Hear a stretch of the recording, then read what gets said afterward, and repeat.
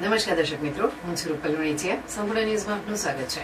બનાસકાંઠા જિલ્લામાં ગેરકાયદે જુગાર પ્રવૃત્તિ સામે એલસીબી દ્વારા કડક કાર્યવાહી કરવામાં આવી છે. પોલીસે પાલનપુર, ડીસા અને થરા તાલુકામાં 3 અલગ અલગ સ્થળે દરોડા પાડી કુલ 17 શખ્સોને જુગાર રમતા ઝડપી પાડ્યા હતા.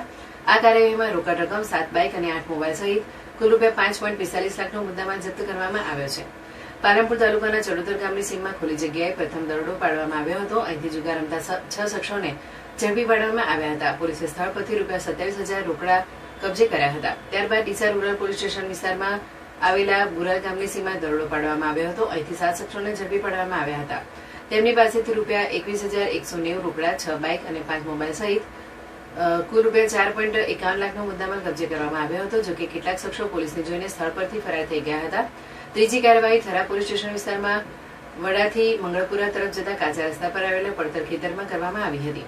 અહીંથી 4 શખ્સોને જુગાર રમતા ઝડપી લેવાયા હતા. પોલીસે તેમની પાસેથી ₹17,100 રોકડા, 1 બાઇક અને 3 મોબાઈલ સહિત કુલ ₹67,600નો મુદ્દામાલ જપ્ત કર્યો હતો. ત્રણેય સ્થળે થયેલી કાર્યવાહી બાદ સંબંધિત પોલીસ સ્ટેશનોમાં જુગાર ધારા હેઠળ ગુના નોંધવામાં આવ્યા હતા.